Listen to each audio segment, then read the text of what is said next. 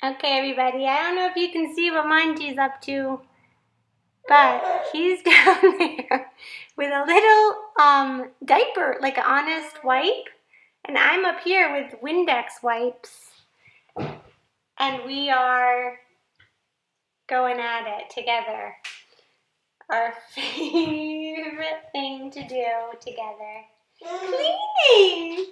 Okay, maybe it's not our favorite thing to do together, but it's still pretty fun. Now, you might have seen my other video about Windex touch-up. Oh no, these aren't Windex. These are Clorox glass wipes, and they're horrible.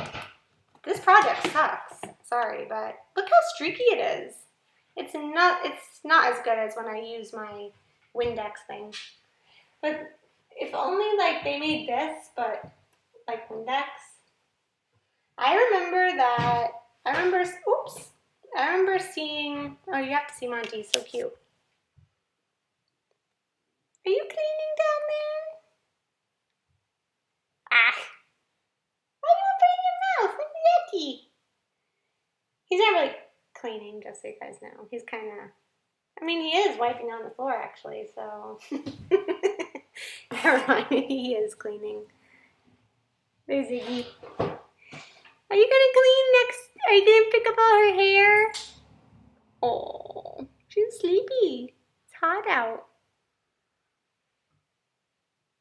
Anyway, I remember seeing people clean windows and glass with newspaper. Why don't they use some kind of, and it worked really well. This is in DR. Why don't they make something that's like this, but newspaper? That's my question. Oh, you're such a good little cleaner. Oh my gosh, you're sweet. I can show you a few things I'm doing. Remember that rug I was working on? Well, I'm giving it to Lee actually. Ooh, I need to send that box. And I got this book at the thrift store. So cool. Make your own sci-fi flick. I guess I can look at this book with you while Monty finishes cleaning. Thanks, Monty. Okay. My favorite, I've been writing a sci-fi story for like forever, basically. A year. And it had a lot of different eyes on it. Different people really like different things about it.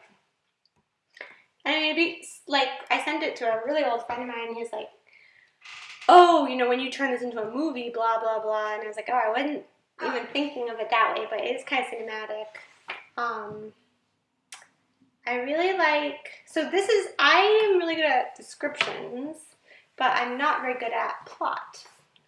So I like this part of the book where it's talking about how to structure, and basically what it's saying is that I like some of the questions, just from a random point of view. Think about what would happen if future scientists discovered how to do something that's impossible now. How would this affect people's lives? Well, in my story, it's about people, something that Warren told me about actually, because he's a scientist, which is that they would use algae to make like an algo-oil. It's actually something they want to do, or maybe they already do it. I don't even know. But in my story, that's what's going on. Instead of, because here in California we have oil rigs off the coast, and you see them, and you're always thinking about them taking oil. We had recently had an oil spill. So in the story, it's an oil spill, but it's like kind of like a really frequent occurrence, and it's an algo oil spill.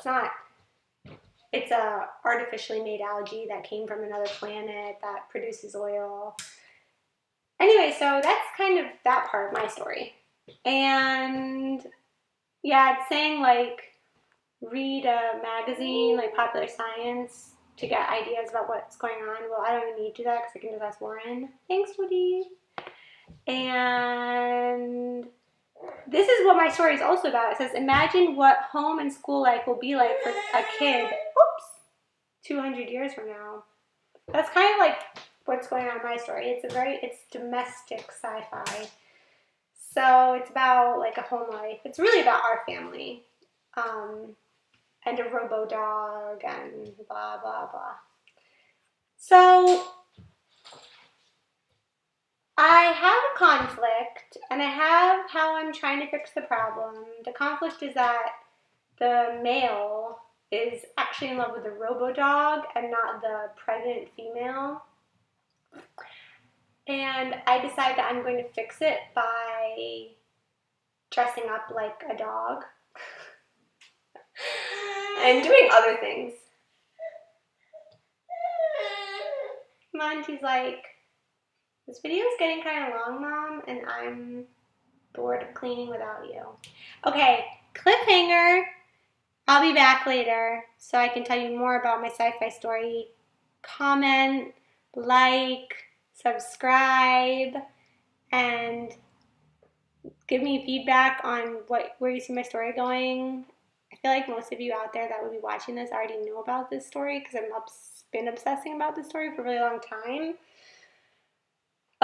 The way the story ends right now is that the female eats the male out of like frustration, basically. Which shouldn't surprise you. So anyway, okay, I'm gonna go help Monty clean and I'll be back later.